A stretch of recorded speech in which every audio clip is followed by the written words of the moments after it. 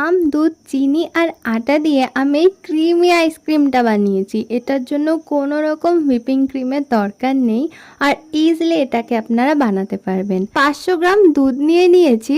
দুধটা যদি full fat হয় তাহলে আইসক্রিমটা বেশি ক্রিমি হবে।